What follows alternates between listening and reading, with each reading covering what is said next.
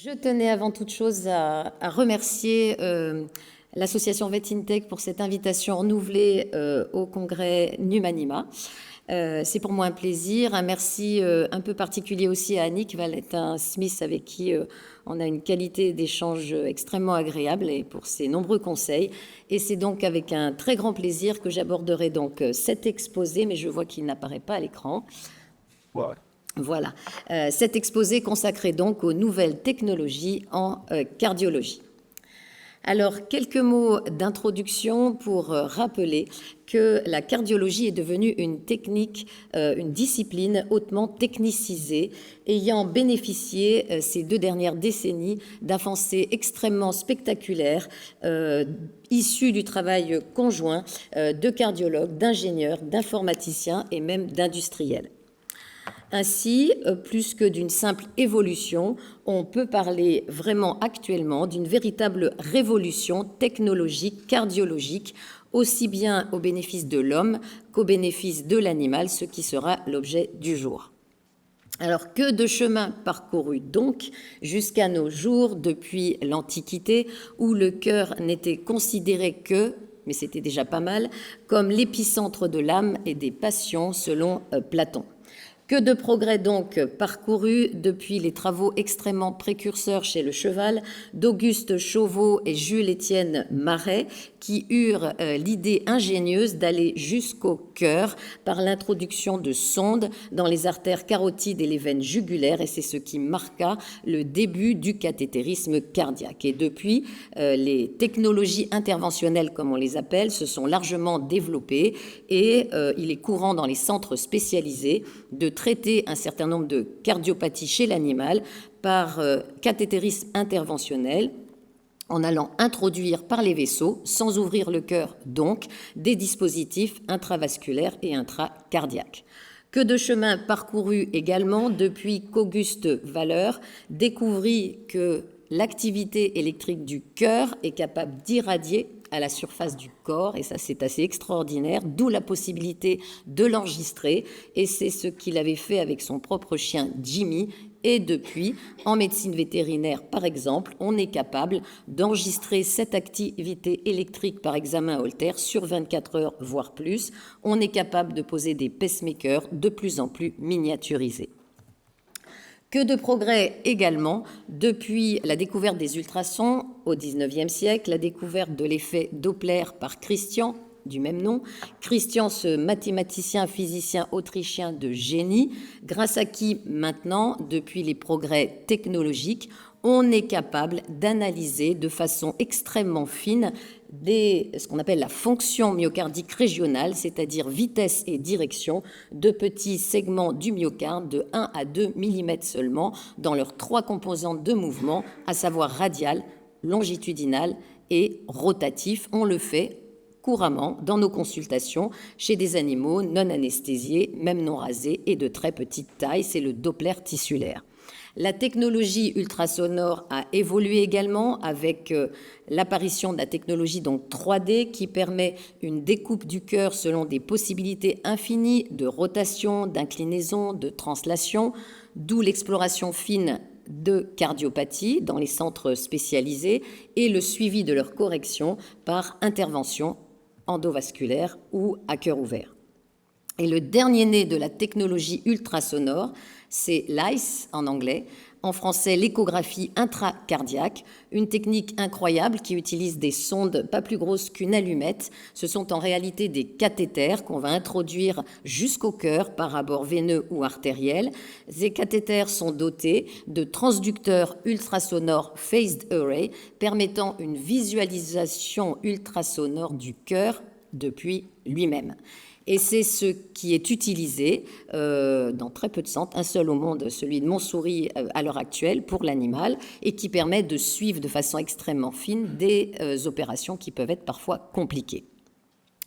Et tout ceci fait dire aux cardiologues actuels que l'imagerie cardiovasculaire ultrasonore du XXIe siècle, par cette technologie, est rentrée dans la nouvelle ère de glace. Alors, quid maintenant de la technologie connectée? Eh bien, la cardiologie, c'est effectivement la vedette de la santé connectée, que ce soit chez l'homme ou en médecine vétérinaire. Si on prend l'exemple de l'homme, ce sondage Ipsos paru l'an dernier en est l'illustration. Et à la question suivante, c'est-à-dire quel est le top 3 de l'utilisation aujourd'hui des outils de santé connectés, la réponse fut la suivante. En 3, la téléconsultation. En 2, les applications de suivi de santé. Et en 1, le grand gagnant, un outil du domaine cardiovasculaire, à savoir le tensiomètre connecté, et jusqu'à près de 60% des personnes interrogées en ayant utilisé un. Eh bien, ces objets connectés constitueront donc l'objet de cet exposé. Nous allons les aborder sous un angle pratique à la demande du comité d'organisation. Nous dirons donc quelques mots des stéthoscopes numériques. Nous insisterons plus volontiers sur les applications smartphones, sur les colliers et sur les ECG connectés que nous envisagerons séparément et successivement à l'aide donc d'exemples concrets. Alors, pour faire suite à l'exposé précédent, quelques mots concernant les stéthoscopes numériques. Et il est impossible de parler de stéthoscope sans rendre hommage à René Laennec, un médecin français qui en inventa le concept, l'outil et le nom.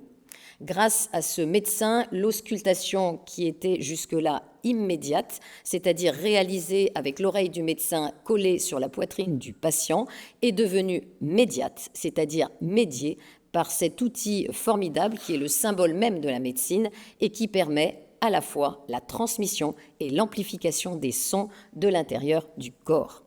Donc les premiers stéthoscopes, c'était ces cylindres en bois qui sont devenus de jolies pièces de musée. Ils se sont transformés au stéthoscope traditionnel actuel que vous connaissez bien, muni d'un pavillon, d'une tubulure, d'une lyre et d'embouts auriculaires. Et puis sont apparus les stéthoscopes numériques munis de capteurs électroniques qui vont donc transformer les sons en signaux numériques. Leurs avantages en pratique, une amplification des sons souvent impressionnante, variable selon les systèmes, jusqu'à 40 voire 100 fois. La filtration également de bruits ambiants parasites, d'où une qualité acoustique qui est bonne à excellente, avec audition possible de bruits subtils ou faibles. Le numérique a ceci de formidable que, pour cet exemple, les stéthoscopes pour cliniciens malentendants se sont développés. C'était là la limite des stéthoscopes traditionnels. Et pour citer celui-ci, cet EcoCure Pro, eh bien, on a possibilité, grâce à ce système, d'une connexion aux prothèses auditives et aux implants cochléaires. Quatrième avantage, la retranscription des sons en phonocardiogramme, donc en tracé, avec possibilité de les coupler à un tracé électrocardiographique. C'est ce qui est permis plutôt par l'EcoCure Duo qu'on utilise depuis des années.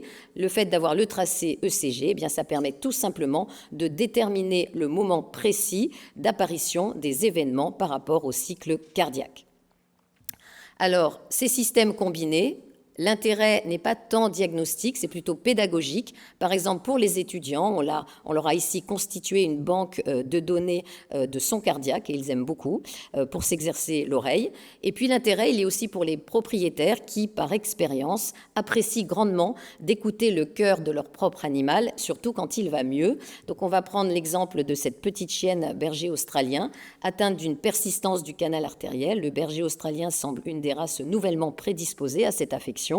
Vous voyez ici ce qu'on a obtenu avec l'EcoCure Duo, le tracé phonocardiographique, le tracé ECG au-dessus. Vous retrouvez sur le phonocardiogramme les turbulences typiques systolo-diastoliques continues, évoquant ces turbulences donc continues intracanalaires.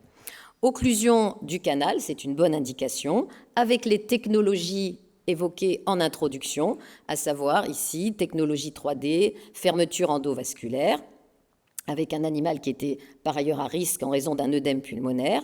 Et là, on a le phonocardiogramme de contrôle post-opératoire où l'on peut partager de façon objective notre joie avec le propriétaire puisque les turbulences systolo-diastoliques ont disparu. Ne persistent que les bruits B1 et B2 normaux, les plus beaux bruits de la Terre, les bruits du cœur, B1, B2, qui délimitent, comme vous le savez, la systole ventriculaire. On va passer maintenant aux applications smartphone, mais pas lesquelles, celles qui aident au calcul de la fréquence respiratoire et plus particulièrement la fréquence respiratoire au domicile par le propriétaire. Alors quel est donc l'intérêt du calcul de la fréquence respiratoire par le propriétaire ? Eh bien, une étude en 2011, donc ça date un peu maintenant, s'était intéressée à diverses variables potentiellement prédictives de la résolution d'un œdème pulmonaire cardiogénique chez le chien. Il y avait une dizaine de variables, plus ou moins compliquées, écho-Doppler, issues du Doppler tissulaire que je vous ai montré en introduction, le biomarqueur du cœur, le NT-proBNP, et il y avait tout simplement la fréquence respiratoire calculée à la maison par le propriétaire et calculée également par un vétérinaire en milieu clinique. Et quelle ne fut pas la surprise de constater que le meilleur facteur prédictif de résolution d'œdème pulmonaire, c'était la fréquence respiratoire calculée à la maison. Et depuis, on a progressé et on sait que l'idéal, c'est le calcul de la fréquence respiratoire pendant le sommeil, donc repos profond, en utilisant un seuil de 30 mouvements respiratoires par minute. Pourquoi ce seuil ? Eh bien parce qu'on sait que quasiment 100% des chiens avec insuffisance cardiaque congestive résolue ont une fréquence respiratoire inférieure à ce seuil. Alors, avant le développement de ces applications smartphone, on demandait aux propriétaires de tenir un agenda dans un petit carnet, sur une feuille, Excel ou pas Excel, incluant les valeurs de fréquence respiratoire. En général, ils étaient heureux et fiers d'apporter leurs devoirs de vacances, mais tout a été vraiment simplifié avec ces applications. En pratique, celle qu'on utilise le plus, c'est l'application Suivi Chien, l'application MyPet Heart to Heart ou l'application RespiDog. Toutes les trois ont pour avantage d'être gratuites, d'être d'utilisation simple. Vous prenez l'exemple de l'application Suivi Chien. Comme ce propriétaire ici, eh bien, le propriétaire va taper sur le cœur cible s'affichant à l'écran à chaque inspiration de l'animal. Ça va déclencher un chronomètre pendant 30 secondes et la fréquence respiratoire moyenne sur les 30 secondes va s'afficher. Et avec plusieurs valeurs, on obtient ceci sur le smartphone, c'est-à-dire une courbe de fréquence respiratoire en fonction du temps.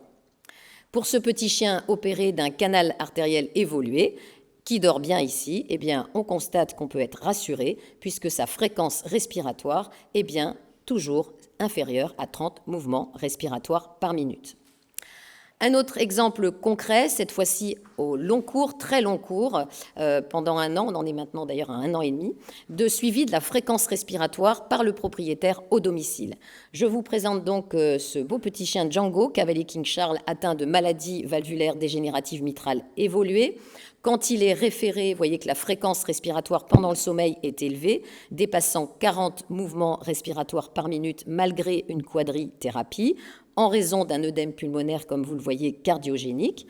Après quelques réajustements thérapeutiques, l'addition d'un 5e médicament, c'est mieux, mais ça n'est pas optimal. La fréquence respiratoire est inférieure à 40 mouvements respiratoires par minute, mais reste très souvent supérieure à la valeur seuil de 30.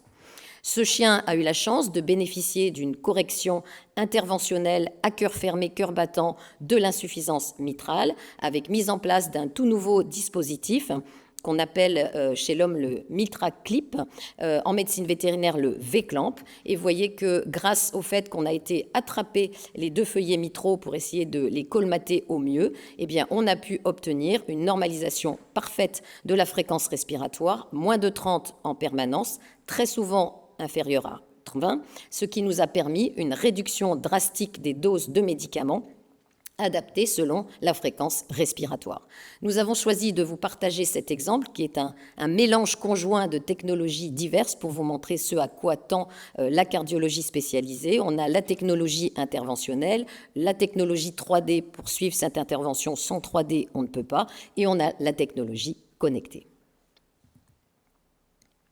Envisageons à présent les colliers connectés d'apparition beaucoup plus récente et qui semblent extrêmement prometteurs. Alors, le collier de santé biométrique à valence cardiologique que l'on utilise maintenant depuis environ 2 ans, c'est celui commercialisé par Invoxia avec un tout nouveau modèle. C'est en réalité un dispositif qu'on appelle le Minitels qui vient d'être récompensé au CES à Las Vegas. Alors l'avantage de ce dispositif, ça n'est pas proprement un collier, mais c'est un dispositif qui s'adapte à la plupart des colliers, qui dispose d'une fonction GPS et d'un suivi d'activité. Et enfin, on est content, on peut quantifier l'activité physique du cardiaque. Vous savez que ça se fait chez l'homme, sur tapis roulant, sur vélo.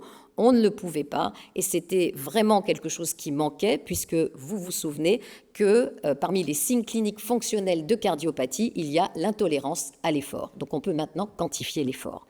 Et puis, ce dispositif permet donc le calcul de la fréquence respiratoire qui nous intéresse tant, mais pas seulement, aussi de la fréquence cardiaque. Le principe de mesure, c'est la sismocardiographique. Comme son nom l'indique, eh bien, c'est une méthode qui s'inspire des méthodes d'analyse de l'activité sismique, fondée donc sur l'enregistrement des vibrations qui sont liées au mouvement respiratoire et au battement cardiaque respectivement. Alors comment ça marche? Fréquence cardiaque et fréquence respiratoire sont calculées au repos dès que le chien est immobile environ 40 secondes. Donc immobile, ça nous intéresse beaucoup, puisque pour l'insuffisance cardiaque, ce sont d'abord les données de repos qui sont fondamentales.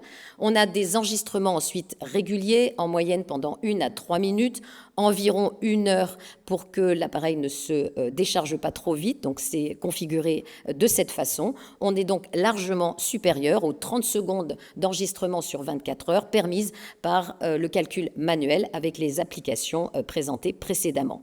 Les mesures étant fiables à 97 et 99% respectivement.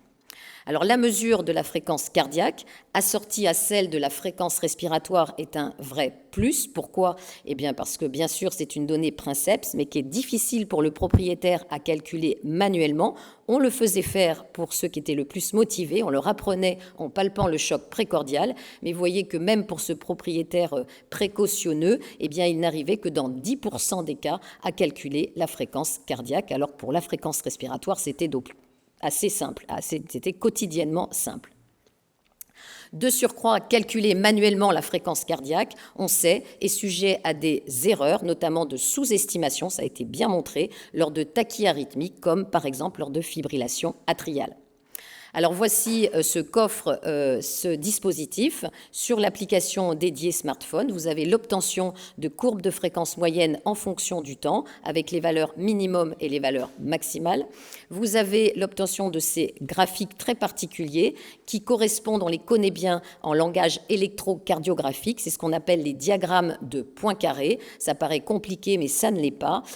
Ces graphiques, en fait, à partir d'une série temporelle de battements cardiaques, vont représenter en abscisse la durée entre 2 battements et en ordonnée la durée précédente. On a donc une représentation de la variabilité de la fréquence cardiaque. C'est ce qui est joliment appelé par l'application la signature cardiaque. Alors, des études sont bien évidemment nécessaires pour interpréter ces signatures cardiaques, mais sachez pour information que celle qui est dédiée à la détection de la fibrillation atriale par IA est déjà en cours avec mes amis de l'université de Cornell et notamment le professeur Moïse. Alors, un exemple de l'intérêt pratique de ce dispositif, encore un cavalier King Charles, encore atteinte malheureusement de maladie valvulaire dégénérative mitrale, au stade B1 ACVIM évolué. Stade B, ça veut dire qu'on n'a pas été encore jusqu'au stade C, donc pas encore d'œdème pulmonaire, mais on n'est pas loin, puisqu'on est en stade B1 évolué, c'est-à-dire qu'il y a une dilatation atriale gauche qu'on voit ici en raison d'une rupture de cordage. Chez cette chienne, eh bien, le suivi de la fréquence respiratoire est fondamental. Pourquoi? Parce qu'elle est à double risque de décompenser. Elle a une rupture de cordage, on l'a bien montré avec mon équipe il y a quelques années, c'est un facteur de risque de décompensation. Et la dilatation atriale gauche, nous l'avons montré également, c'en est un autre qui s'associe au premier. Donc, surveillance de la fréquence respiratoire, le propriétaire était vraiment très volontaire pour le faire et malheureusement, il a obtenu ce type de courbe. La chienne a la chance de vivre dans l'île de Beauté avec des températures souvent élevées et de ce fait, elle est haletante et le propriétaire s'inquiète de ces variations importantes de la fréquence respiratoire, nous aussi.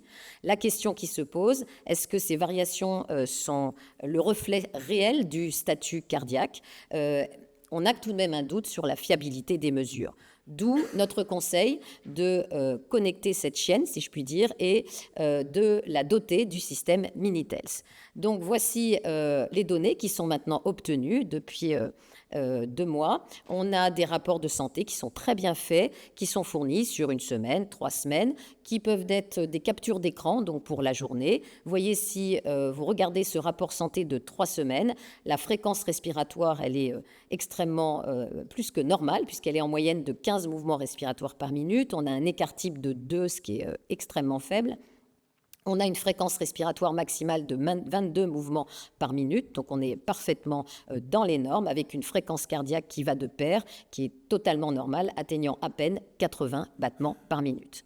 Le propriétaire est donc rassuré.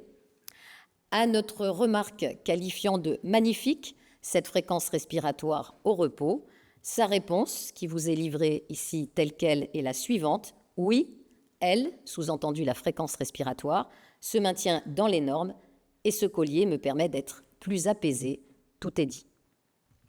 Un dernier mot sur ce dispositif que nous testons actuellement pour différentes choses, mais entre autres dans le contexte d'une thèse chez les chiens formidables, on va leur rendre hommage en même temps, ces chiens héros du GIGN qui, vous le savez, sont des chiens qui sont entraînés à l'assaut, à la recherche d'explosifs, mais aussi à la reconnaissance.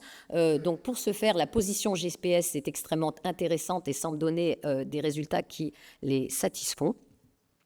Et vous savez que ces chiens sont aussi, pour certaines missions, des chiens ultra connectés, dotés de ces casques très très sophistiqués, avec un système embarqué de vidéo, d'audio crypté et de vision nocturne, mais qui ne donne en aucun cas des informations sur la santé. Donc cette brigade cynophile était extrêmement demandeuse d'infos santé, ce d'autant que ces chiens sont, vous le savez, envoyés très souvent en mission dans des milieux hostiles, dangereux, sans vétérinaire. Donc ils sont demandeurs de données santé qui peuvent être envoyées à distance et effectivement, ce dispositif pourrait pallier à ce manque qui existe jusqu'à présent.